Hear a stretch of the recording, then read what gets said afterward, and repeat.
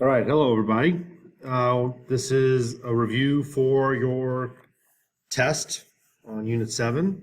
So I'm just going to go over some major concepts and hopefully get you most prepared for the test. All right, just going to be kind of mixing it up here.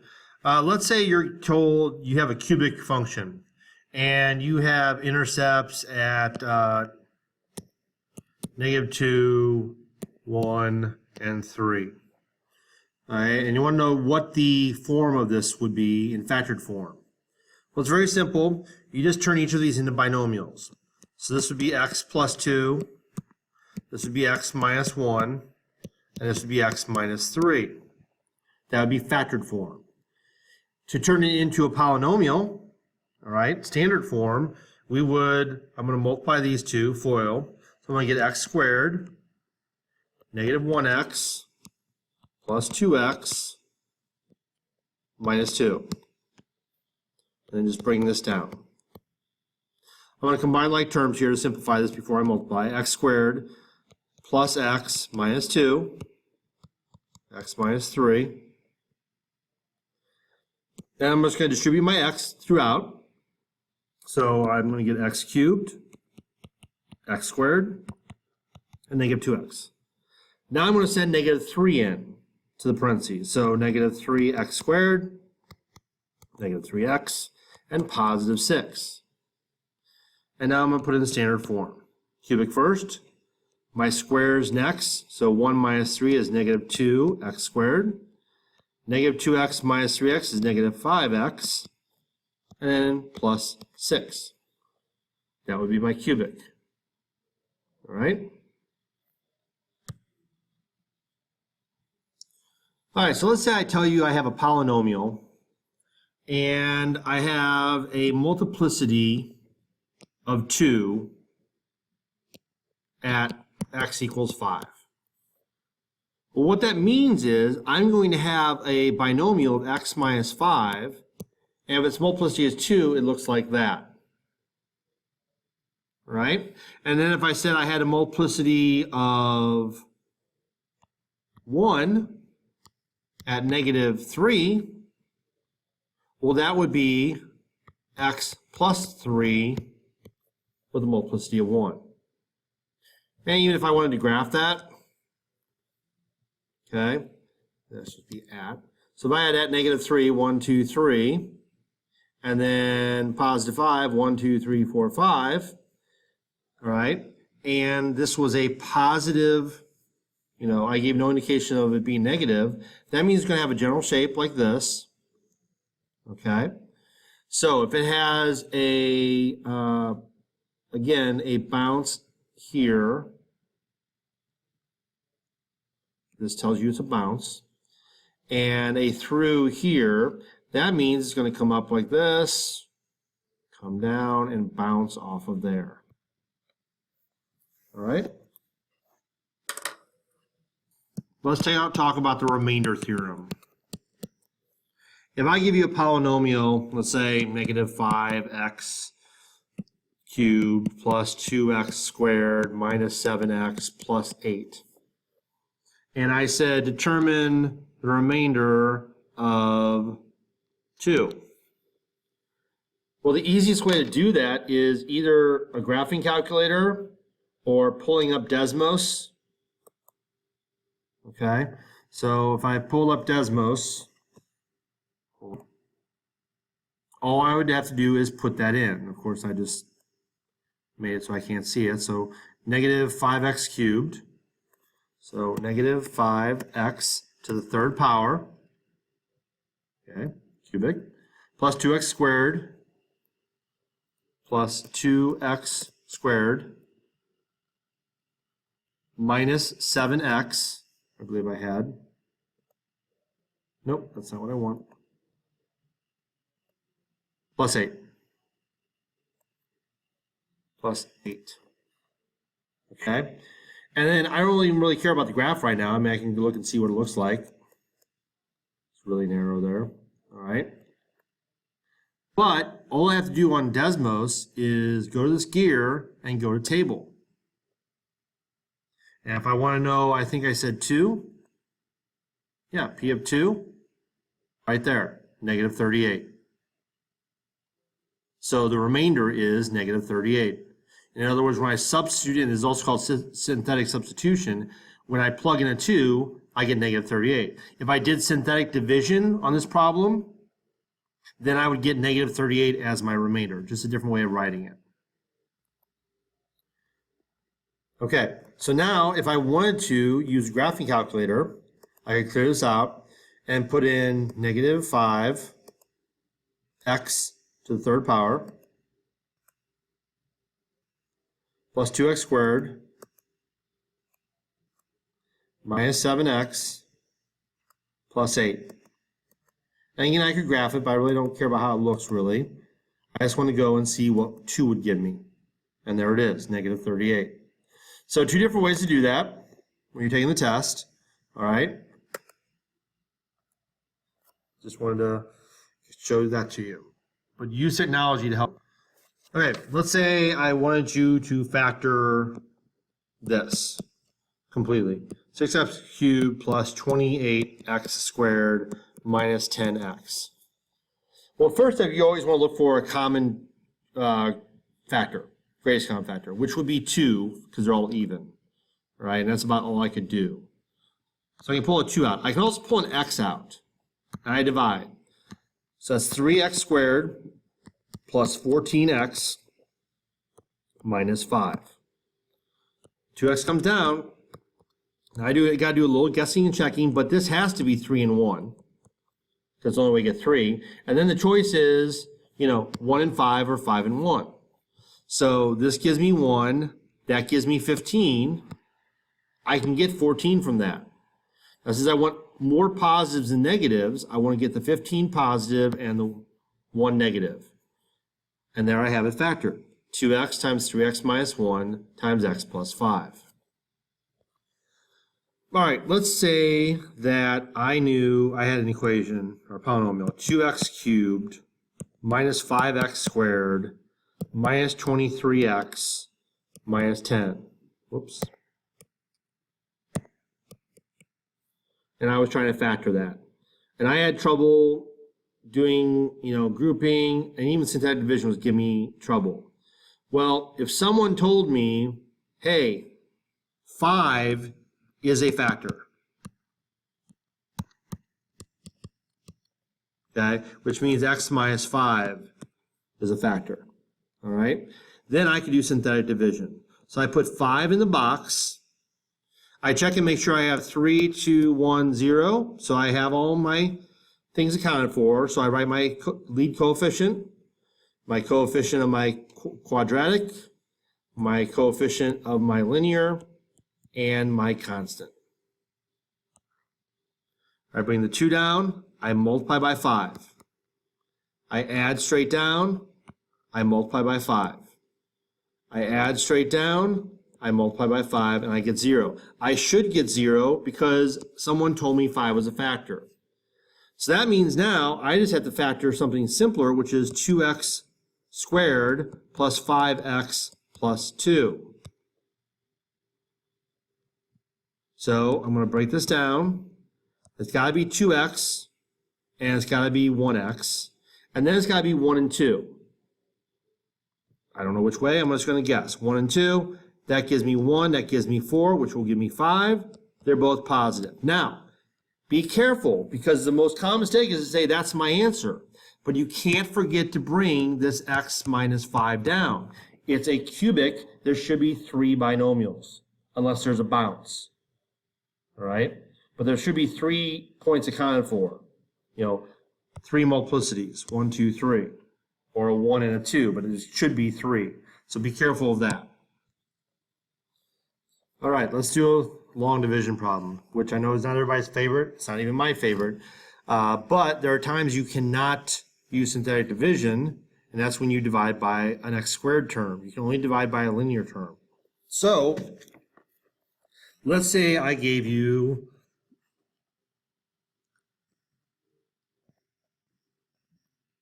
x to the 5th minus 3x to the 4th plus 7x cubed minus 10x squared plus 5x minus 7. And let's say I said I had a divisor of x squared plus 2. Sorry, 1. Let's do 1. Okay? So, get ready to buckle up. X squared plus 1.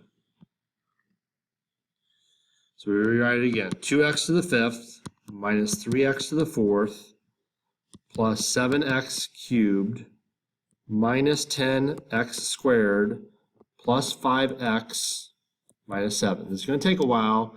You just got to go slow and don't try to go too fast and don't worry about it. All right, so first we're going to look at how many times this goes into this.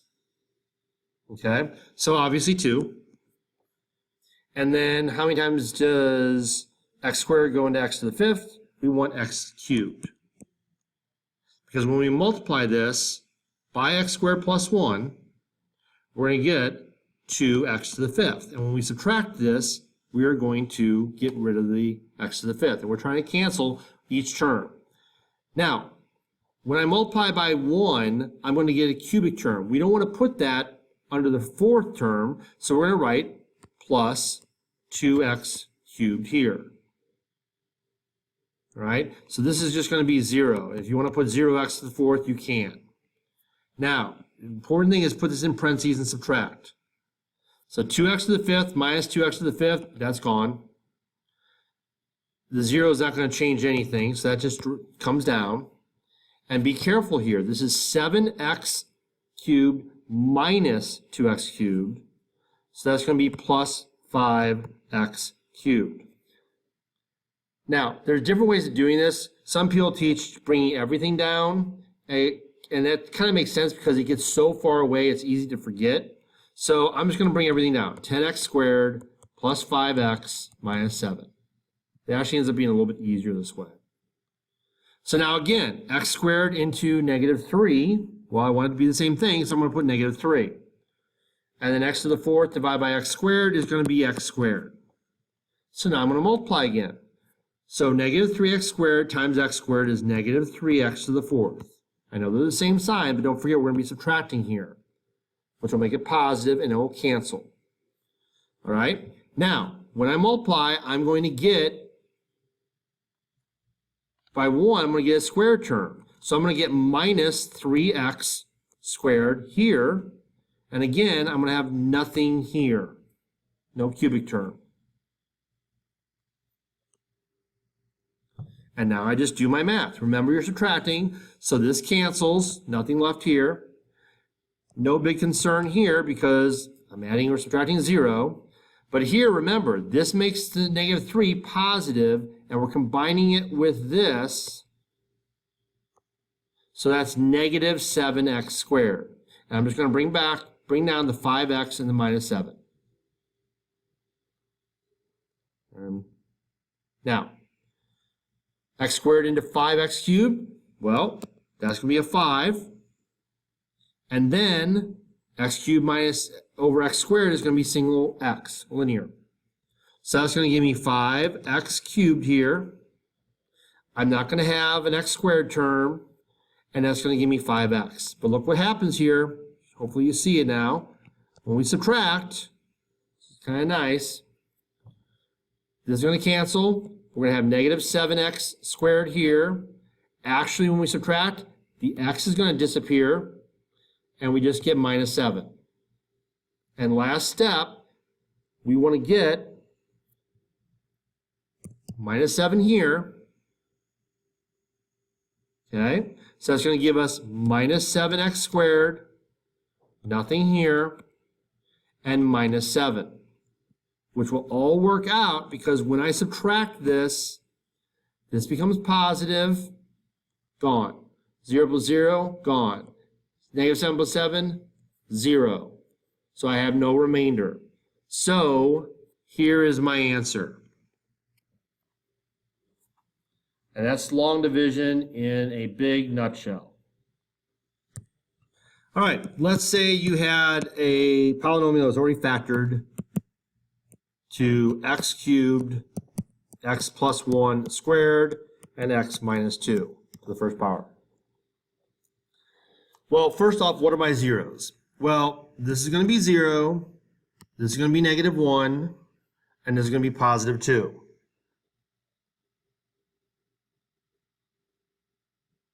All right? So if I was going to put those in order numerically,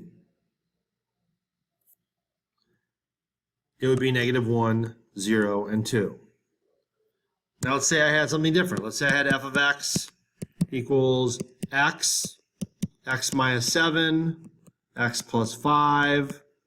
Let's make this squared. Let's make that cubed. It doesn't really matter. But again, what's my zeros going to be? I'm going to have 0 here, a positive 7, and a negative 5. If I wanted to place them in order numerically, negative 5 is the first 0 left to right, then 0, and then 7. Let's talk about the concept of distinct zeros. All right, if I have a polynomial x plus 1, x minus 5, x plus 3, there are 3 distinct zeros at negative 1, 5, and negative 3. But if I had x plus 1 squared, x minus 5, I do not have distinct zeros because I have a bounce, a repetition at negative 1. So even though it's a cubic, I'm only going to have 2 x-intercepts. I'm not going to have 3 because this one is a bounce. So distinct zeros means there is no repetition of my x-intercepts.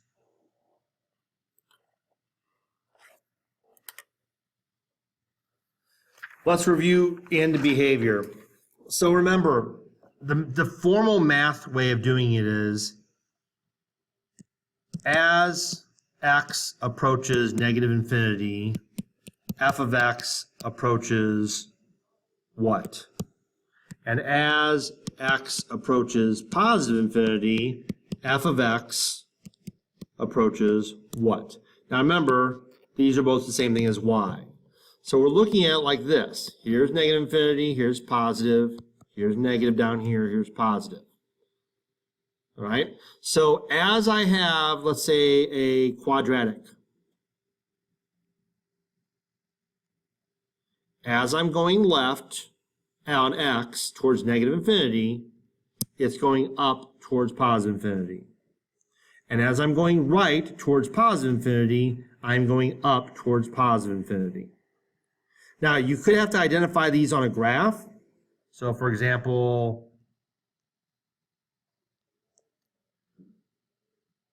this would be as I go left towards negative infinity, I go up. And as I go right towards positive infinity, I'm going down towards negative. And that's a negative cube. But if I had a positive cubic, it'd be the reverse. As x approaches negative infinity, f of x, y, approaches negative infinity. And as x approaches positive infinity to the right, f of x approaches positive infinity. It's going up. Now you may see this in graphs. You may see it just in terms like this. So that first one I just did, the negative cubic, might be something as simple as this, or a bunch of gobbledygook after it. That would be, again, graph like this. And the best thing I can suggest to you is just put this in a graphing calculator, Desmos, and see what it's doing. And then you can see as it's going left, it's going up. And as it's going right, it's going down. And then you just have to put it into the fancy math terms. If I had 5x to the 4th, or with some stuff attached to it, the 4th is a positive quartic, which means it's generally going to be a W shape, right? So that means both are going towards the sky. If I had a negative quadratic, it would be this way, and they're both going towards negative infinity. And if it was a negative quartic, it would just be an M, but they're still both going towards negative infinity, because remember, even degrees go in the same direction. Odd highest degree go in opposite directions. All right, let's say I have a polynomial for you. Let's say I have 1 over 2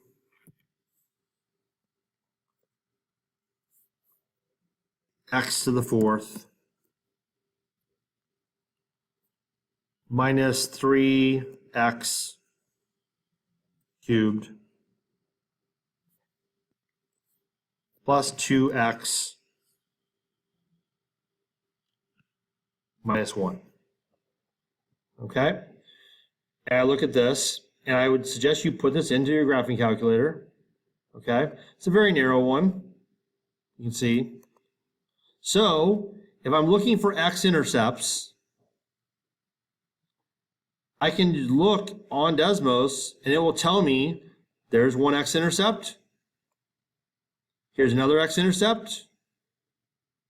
What's my y-intercept? Okay, if I want my minimum, it's that dot right there, that low dip. That's one minimum. Another minimum is way down here. Okay, and then where's my maximum? It's the top of this little bump right there. Okay, which is actually another x-intercept.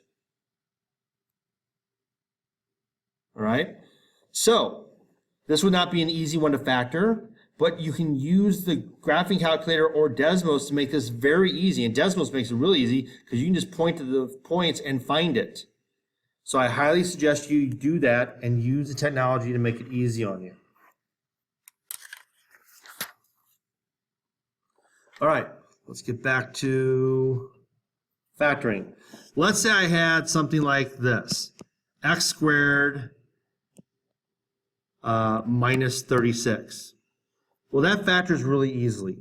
That just factors to x plus 6, x minus 6, because it's a difference of two squares. Okay? Now here's the beauty of this. Whoops. It's kind of a magic trick. If I made this x to the 4th minus 36, guess what? It's going to factor the same way, except I'm going to get x squared minus 6 and x squared plus 6. No real difference. Okay? Now, when you're doing this, you always want to make sure that this one maybe not could factor further. Like if that was ended up being a 4, then it would be x plus 2x minus 2. But I want you to see the jump from this to this is not that difficult. It's the same thing. You just need to add a little 2 here. But it's the same concept. All right? Now, let's say I have something like this. Negative 3 times x plus 1 squared times 3x minus 4. And I said put this in expanded form. Well, what that means is just multiply it all out. So I personally would start with this. I would leave the negative 3 at first. And I would just FOIL x plus 1. Now, there's a trick to squaring a binomial. You just square the first term. You square the last term. You multiply and double these. Because if you FOIL, this would be your inside and outside term. Then you have 3x minus 4. Now, you have a choice. I personally would send this in first. So negative 3x squared minus 6x minus 3. And last but not least, multiply this. So I'm going to send the 3x in first. So 3x times negative 3x is negative 9x cubed. 3x times negative 6x is going to be negative 18x squared. And this will be negative 9x. Now I'm going to send the negative 4 in. So that's going to give me positive 12x squared, positive 24x, and positive 12. And now it just comes down to like terms. 9x cubed by itself. I'm missing a squared somewhere. I made a mistake somewhere. Let's see where it is. Negative 4 times negative 3 should have been x squared right there. Okay? See the pattern? 3, 2, 1, 2, 1, nothing. So there's my error. So negative 18x squared plus 12x squared is negative 6x squared. Negative 9x, 24 minus 9. Well, 24 minus 10 is 14. So that would be 15. A little quick mental math. And then plus 12.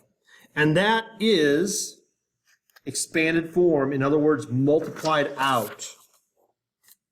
That's your answer.